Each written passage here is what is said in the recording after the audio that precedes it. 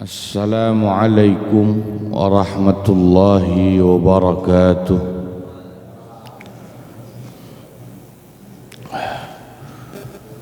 Bismillahirrahmanirrahim. Alhamdulillahi rabbil alamin. Ilahil ma'bud. Wassalatu wassalamu ala sirri hayatil wujud والسبب الأعظم لكل موجود سيدنا وحبيبنا ونبينا محمد وعلى آله وصحبه عدد كل شقي ومسعود أما بعد حضرات المحترمين والمحترمات para jamaah subuh Masjid Al-Amanah, wabil khusus para asatidah dan DKM Masjid Al-Amanah, hadirin hadirat jamaah ngaji Ahad pagi yang insya Allah mudah-mudahan semua Allah tetapkan dalam deretan ahli-ahli surganya Allah. Alhamdulillah, ba'da subuh yang mubarak ini kita masih bisa duduk untuk mengkaji tafsir tematik. Pada pagi ini insyaallah kita akan membaca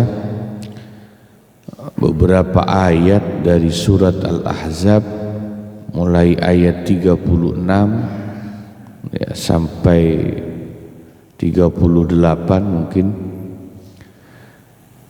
yaitu ayat-ayat yang akan menjelaskan tentang beberapa sifat-sifat Nabi dan sifat-sifatnya orang yang beriman.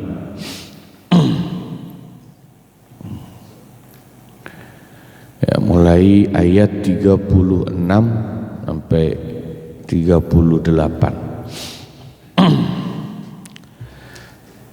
Nah, semoga insya Allah dengan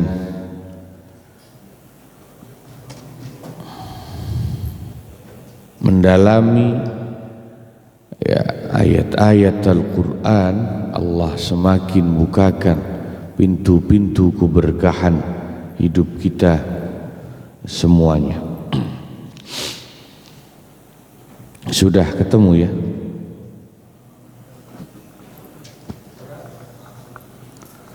Al-Ahzab mulai ayat 36.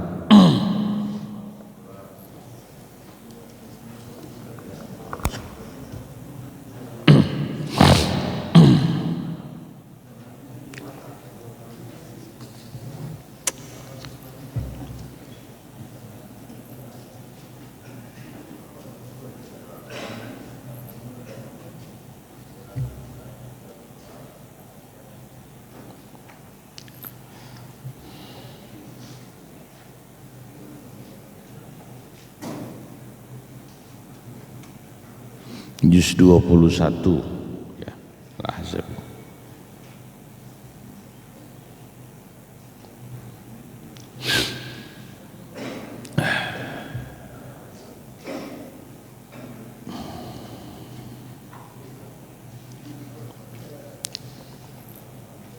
Ya, juz 22 ya, Al-Ahzab ya.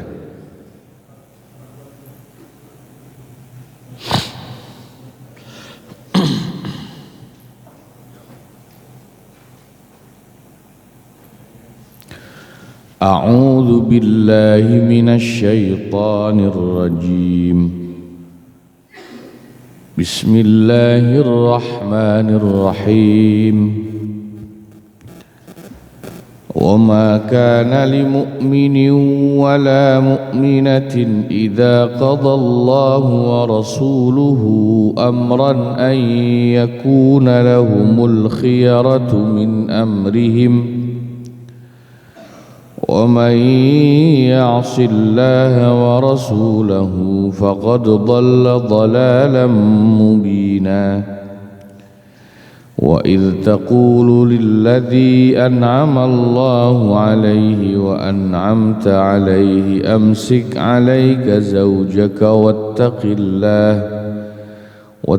الله وتخفي في نفسك ما الله مبديه وتخشى الناس والله أحق أن تخشاه فلما قضى زيد منها وطرا زوجناكها لكي لا يكون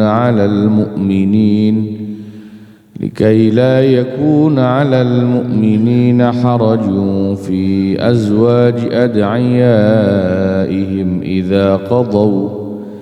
إذا قضوا منهن وطرا وكان أمر الله مفعولا ما كان على النبي من حرج فيما فرض الله له سنة الله في الذين خلوا من قبل وكان أمر الله قدرا مقدورا Wa ma kana lil mu'minin, dan tidaklah pantas bagi orang mukmin, wala mu'minatin, dan juga bagi wanita mukminah, idza qadallahu, manakala Allah telah menetapkan, wa rasuluhu, dan juga utusan Allah telah menetapkan, amran, satu perkara. Apa yang tidak pantas bagi mukmin mukminah, ayyakuna, boleh dibaca pakai ya, boleh dibaca antakuna pakai ta. Tapi kalau di Al-Quran Mushaf Utsmani pakai ya, qiraah sab'ahnya begitu. Ayyakuna lahumul khiyaratu min amrihim, yang tidak pantas adalah mereka punya pilihan dari urusan mereka itu yang berbeda dengan keputusan Allah dan Rasulnya. Wa may ya'sillaha, dan barang siapa orang yang durhaka kepada Allah, wa rasulahu, dan utusan Allah, sebab dia memilih di luar ketetapan Allah, faqad dhalla, maka sungguh dia telah tersesat, dhalalam mubina, dengan kesesatan yang nyata.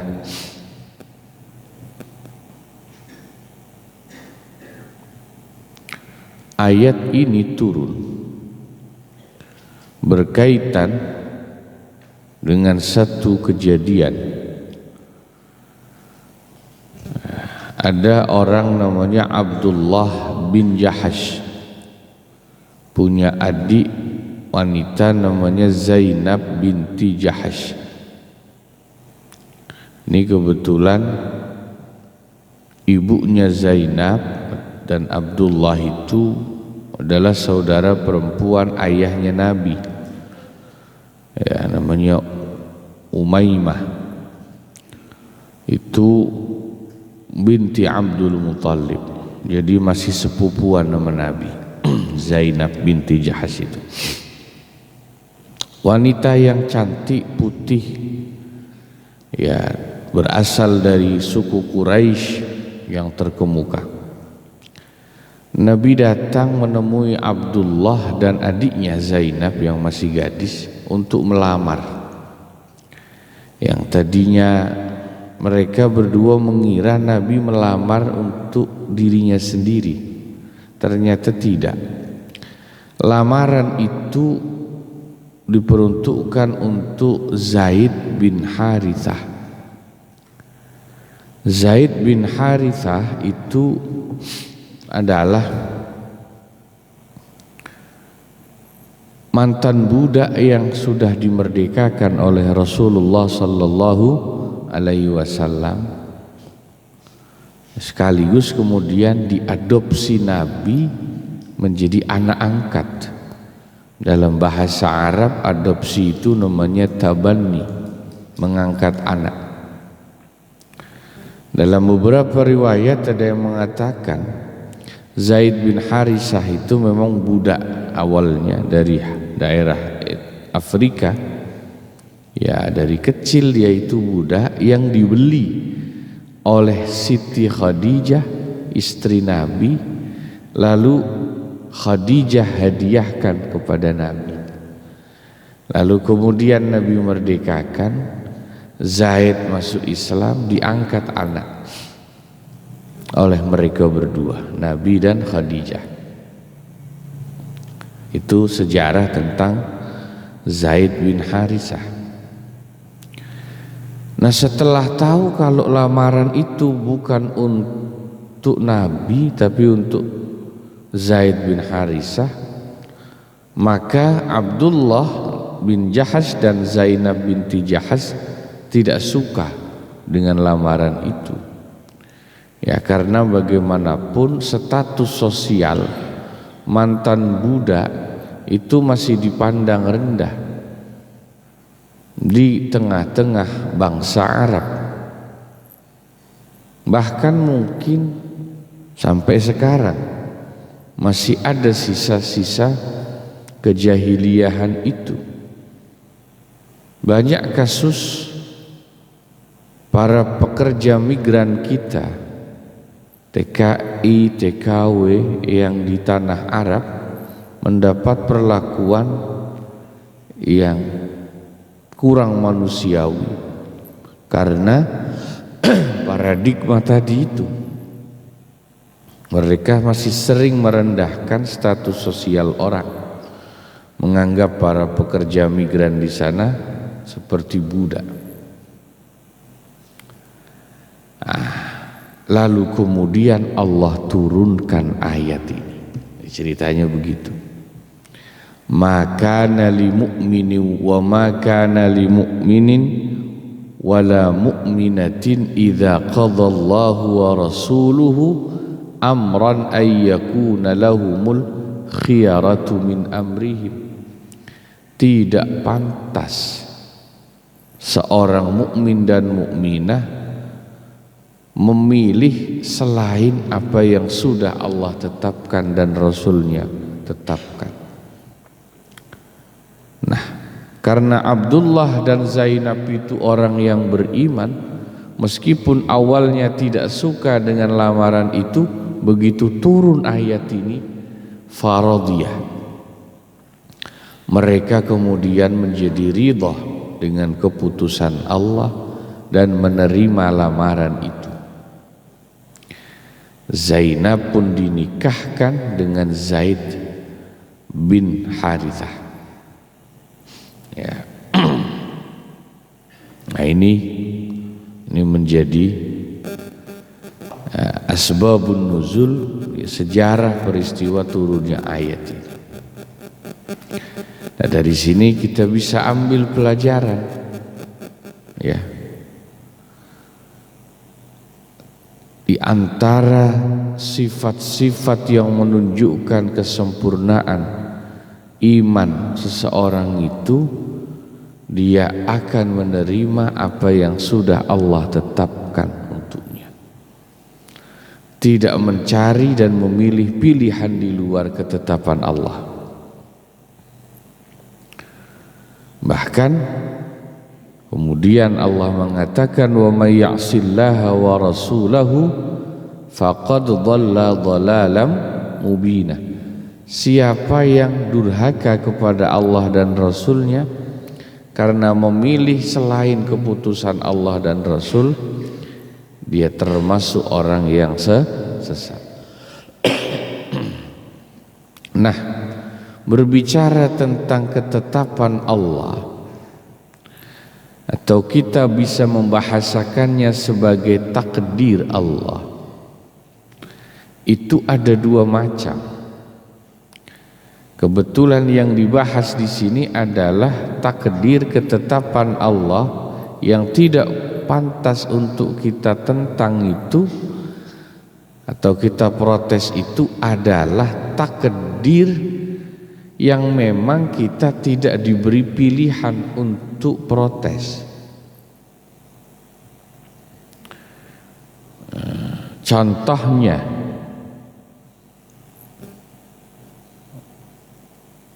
kita tidak bisa protes, kita tidak bisa memilih kita ini jadi anak siapa, lahir di mana.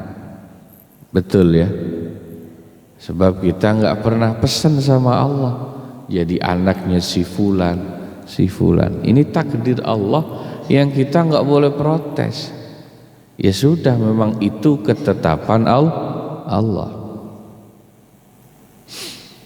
Tapi Allah juga memberikan kita takdir yang di takdir itu ada pilihan dan usaha yang Allah berikan, hak memilih dan usaha itu. Nah, dalam agama hak memilih itu disebut ikhtiar. Namanya ikhtiar, itu memilih. Hak untuk berusaha itu namanya al-kasbu. Nah, cuman orang sudah sering salah menggunakan istilah ini, nganggap ikhtiar itu usaha.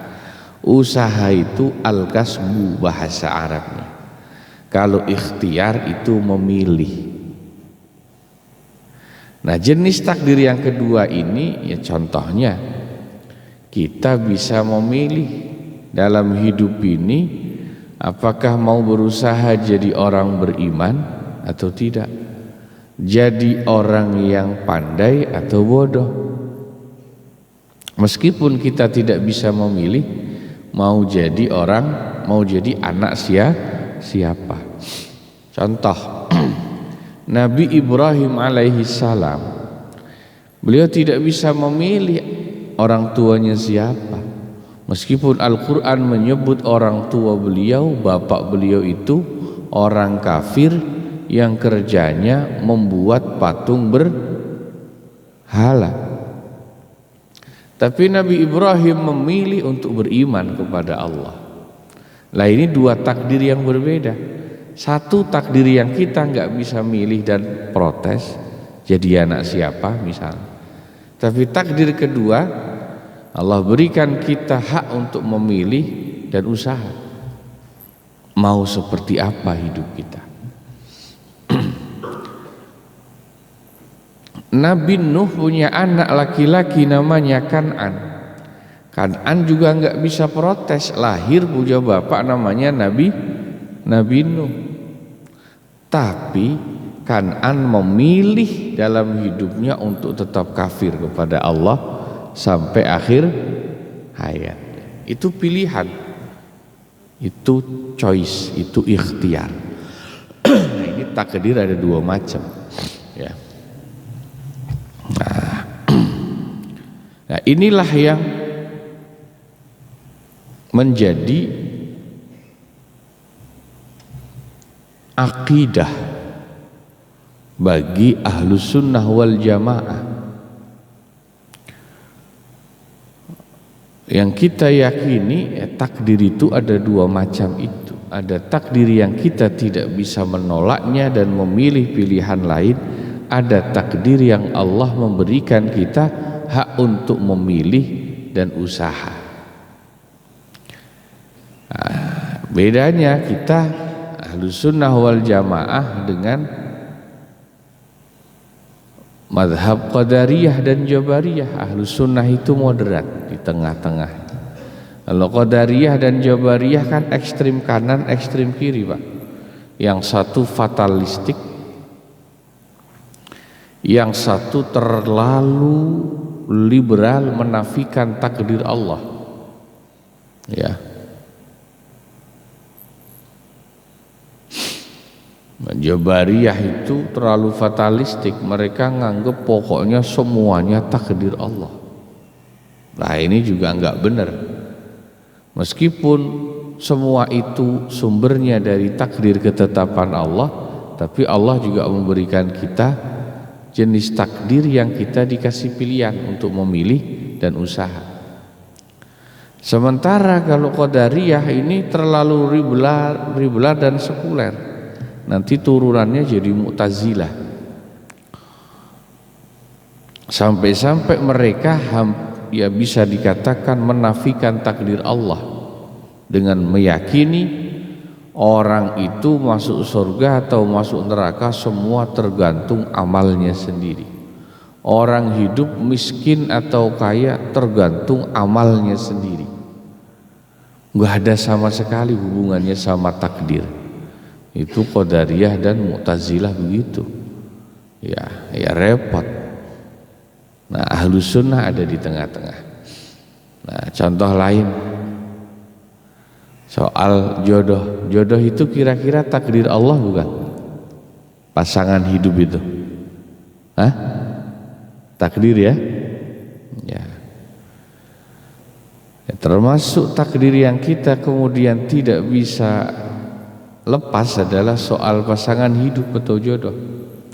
Semua kita laki-laki dulu waktu muda bujangan, ya insya Allah sih semua cita-cita pingin punya istri yang cantik waktu kita bujangan, ya seperti Sophia Latjuba lah kira-kira gitu. Tapi kan kadang-kadang kenyataan dari Allah beda. Nggak dapat Sophia Latjuba, dapatnya cuma Sophiyahnya doang ya. Ya ini takdir, kita nggak bisa protes lagi, udah jadi istri kita. Ya, tapi Allah berikan kita hak dalam takdir jodoh itu untuk memilih dan usaha mau menjalani rumah tangganya seperti apa. Ya kan begitu? Ya. Nah itu. Nah, singkat cerita, lalu nikahlah Zaid dengan Zainab. Berjalan waktu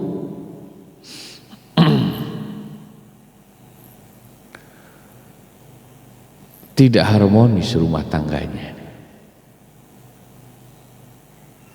Nah, yang aneh dalam riwayat-riwayat tafsir yang menjelaskan, yang pengen cerai itu malah Zaidnya. Padahal Zaid itu mohon maaf ya, karena mantan budak berkulit hitam. Zainab itu cantik, wanita Quraisy, putih cantik. Malah yang pingin nyerain Zaidnya, karena ada kemudian timbul rasa tidak cinta lagi di hati Zaid. Nah inilah misteri jodoh itu begitu juga.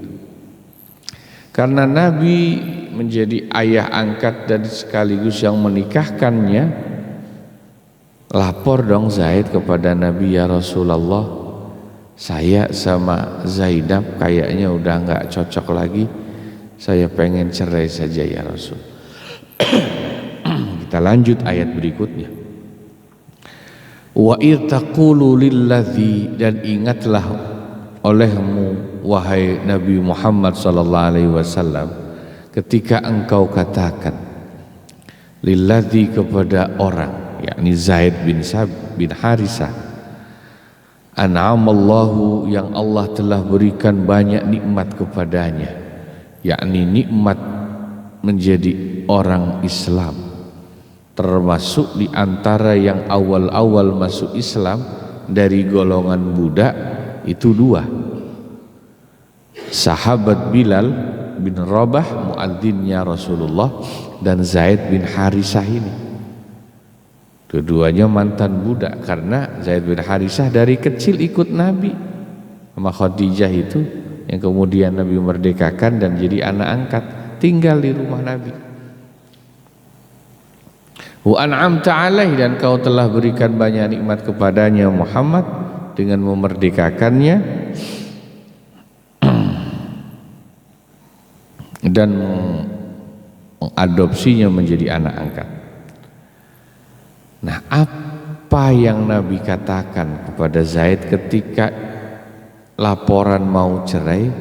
Nabi dengan bijaksana bilang, amsik alaika zaujaka wattaqillah. Cobalah kau tetap pertahankan istrimu, pertahankan rumah tanggamu, jangan buru-buru cerai. dan bertakwalah kau kepada Allah. Padahal saat Nabi bicara begitu, wa tukhfi fi nafsika, kau sedang menyembunyikan di dalam dirimu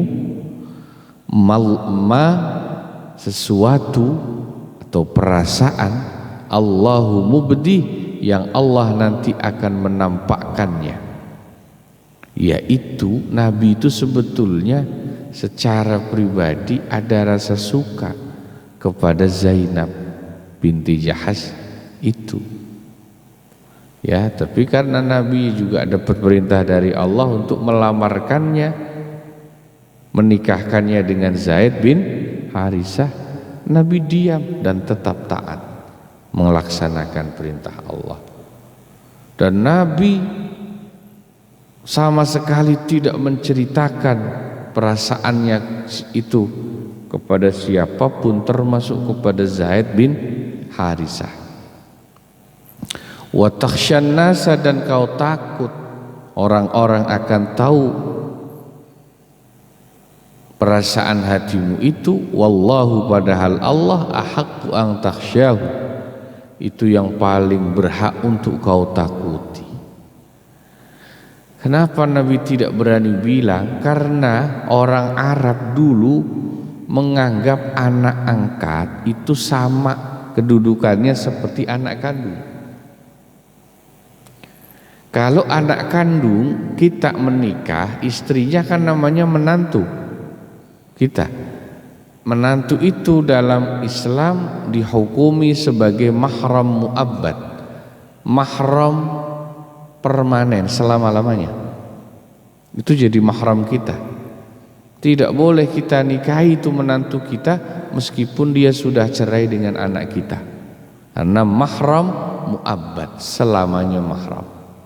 Nah, itu dulu anggapan orang Arab, anak angkat sama dengan anak kandung.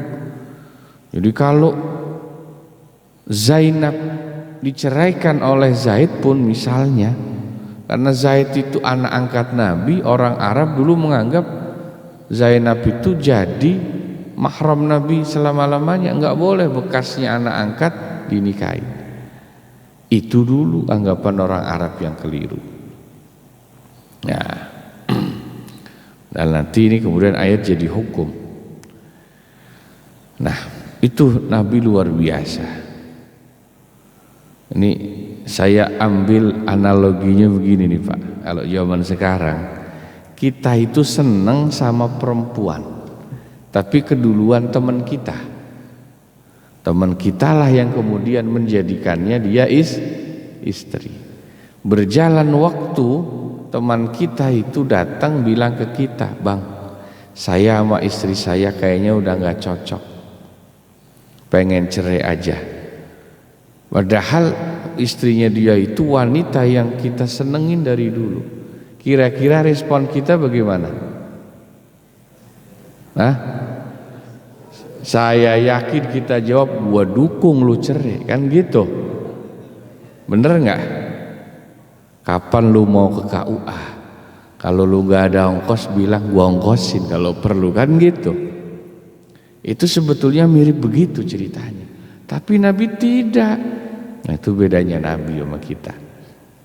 Nabi bisa bilang kepada Zaid, "Amsik alaika zaujaka wattaqillah." Sabar, jangan buru-buru cerai, usahakan kau pertahankan rumah tanggamu. Itu Nabi. Falamma qada Zaidum minha watara, maka ketika akhirnya Zaid telah menyelesaikan hajatnya dari Zainab, yakni menceraikannya. Ya, pada akhirnya ya nasihat Nabi itu kemudian ya tidak bisa dilaksanakan karena keduanya ya akhirnya sepakat untuk pisah dan cerai. Dan Zainab sesudah janda kemudian melewati masa iddahnya. Dan wanita cerai kan ada masa iddah. Berapa lama?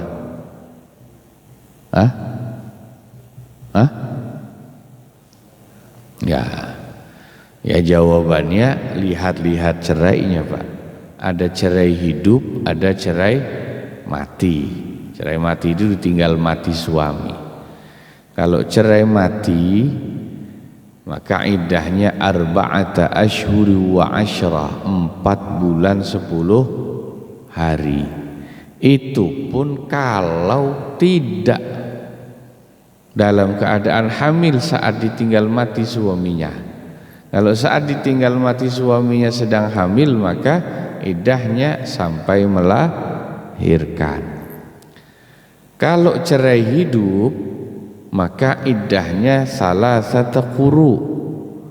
Kata Imam Syafi'i, itu artinya 3 kali masa sucian.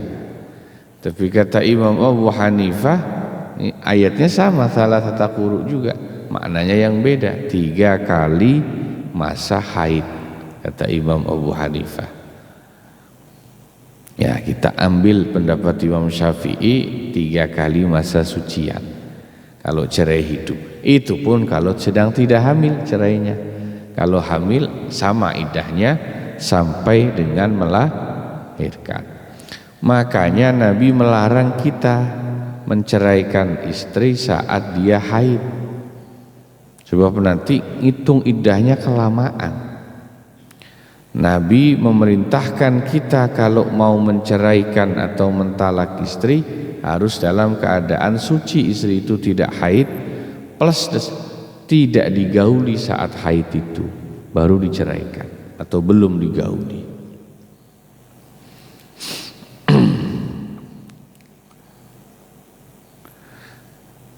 Apa kata Allah lanjutannya? Zawwajnaka. Sesudah Zaid cerai dengan Zainab dan Zainab selesai masa iddahnya, maka kami nikahkan engkau Muhammad dengan Zainab. Ini Allah sendiri yang langsung turunkan ayatnya, menikahkan Nabi dengan Zainab, mantan istrinya Zaid, anak angkat Nabi. Tujuannya apa? Likai la yakuna 'alal mu'minina harajun, supaya tidak menjadi dosa bagi orang-orang mukmin fi azwaji ad'iyaihim, kalau mereka kemudian menikahi bekas-bekas istri anak angkat mereka.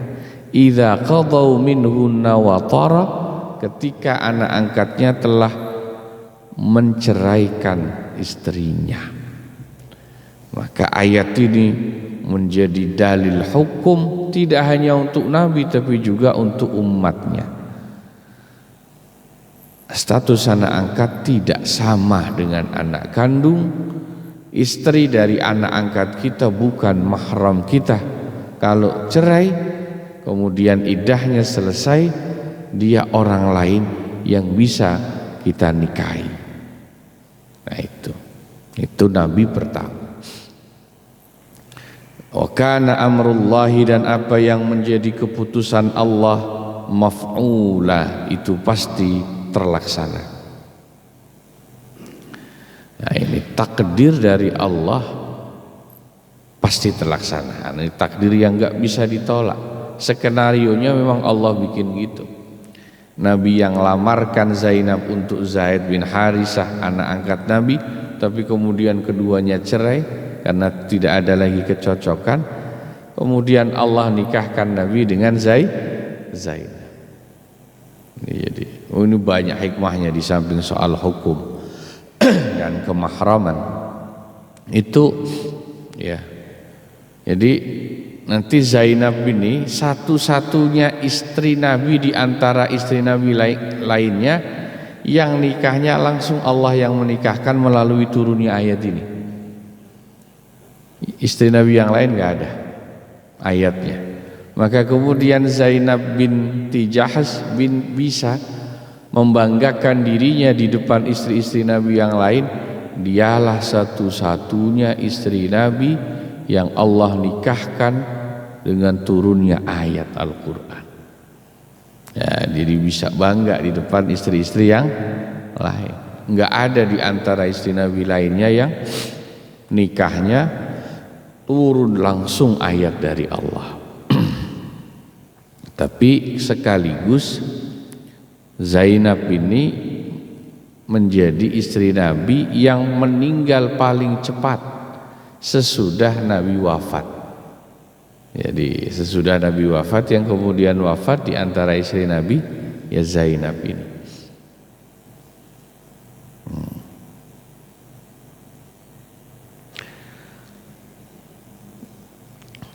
Maka na'alan Nabi, tidak ada bagi Nabi Muhammad sallallahu alaihi wasallam min harajin,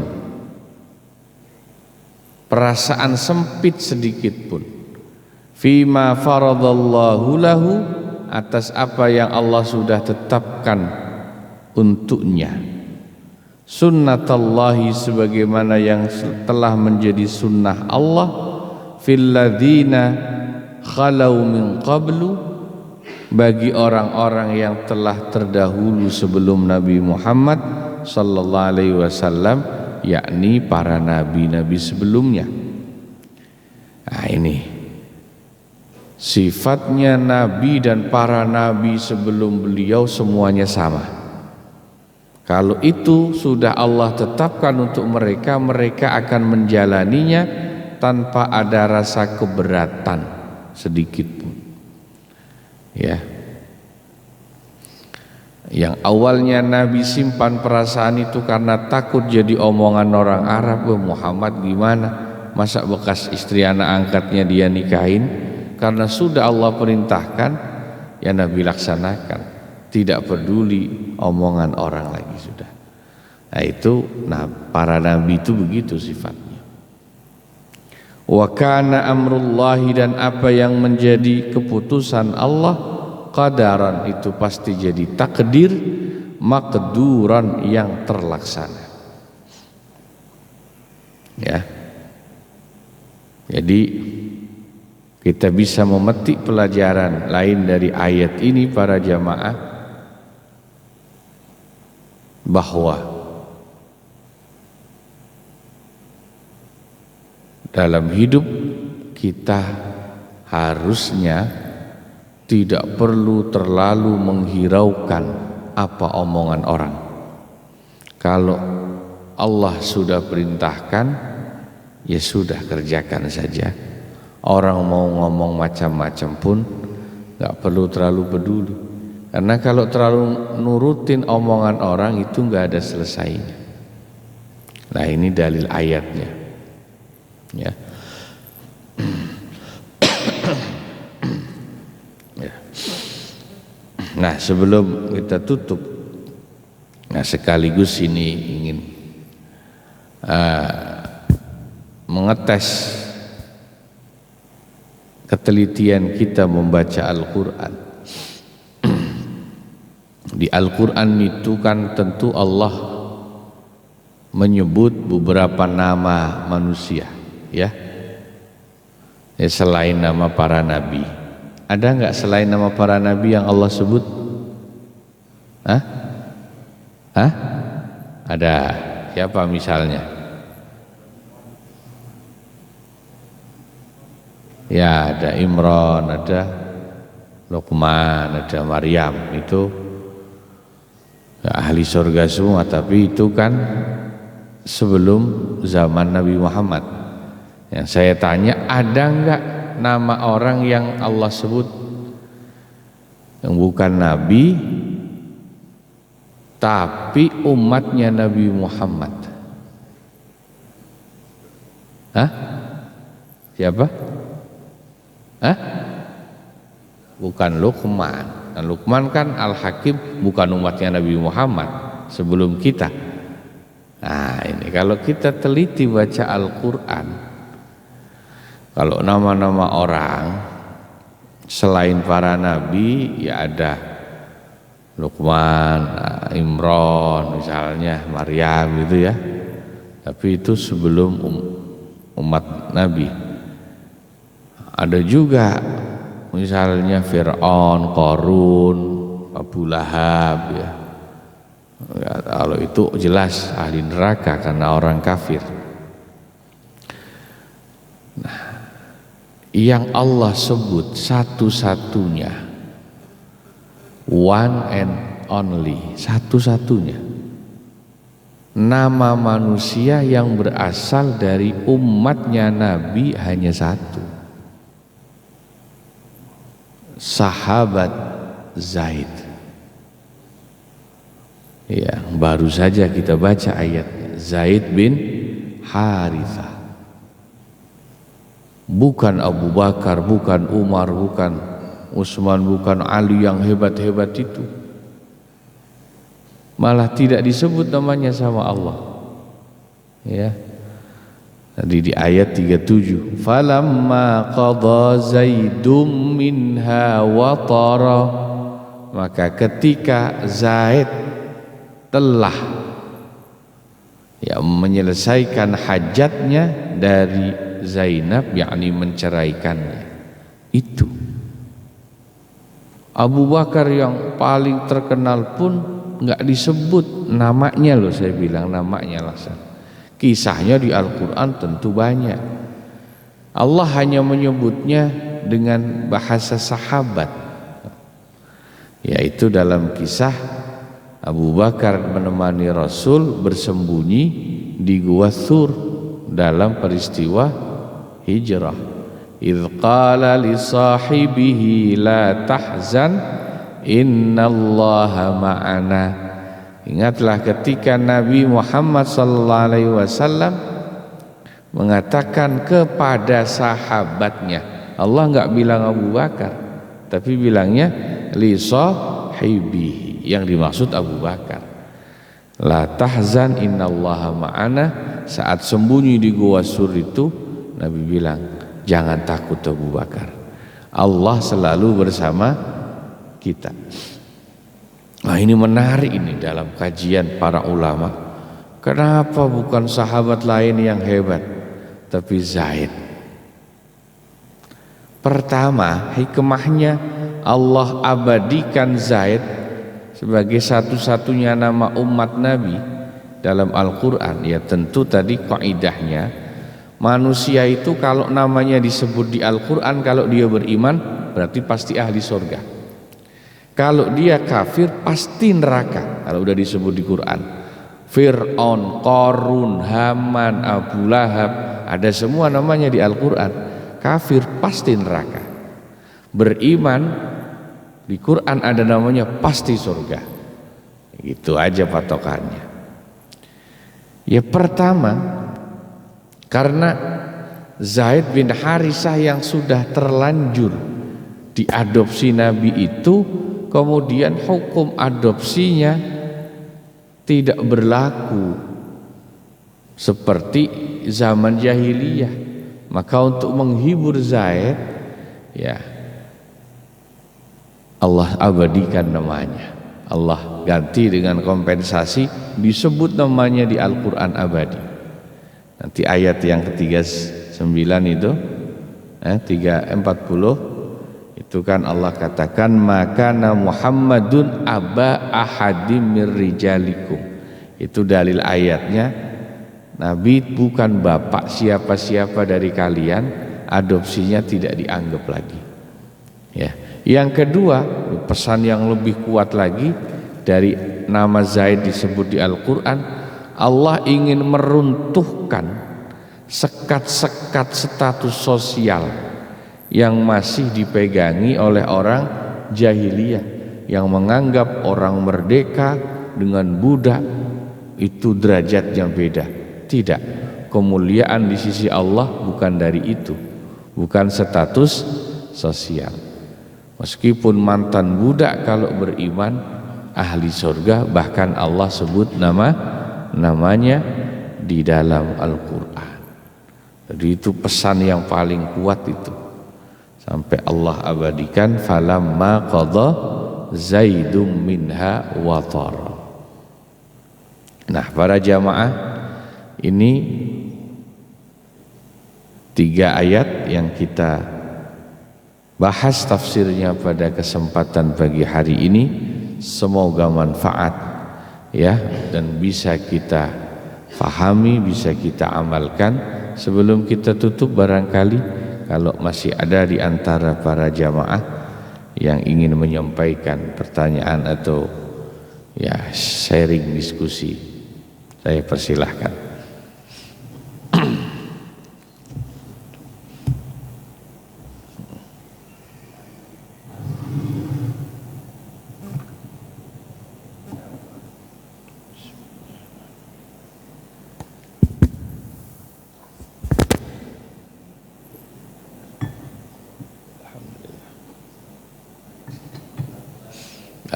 Cukup? Baik. Ya, mari kita akhiri dengan membaca doa. Bismillahirrahmanirrahim. Alhamdulillahi rabbil alamin. Hamdan syakirin, hamdan na'imin, hamdan yuwafi ni'amahu wa yudafi'u niqamahu wa yukafi'u mazidah. Ya Rabbana lakal hamdu wa lakal syukru kama yanbaghi li jalali wajhikal karim wa li'azimi sultanik. اللهم صل وسلم على سيدنا محمد الفاتح لما أغلق والخاتم لما سبق ناصر الحق بالحق والهادي إلى صراطك المستقيم صلى الله عليه وعلى آله وصحبه حق قدره ومقداره العظيم.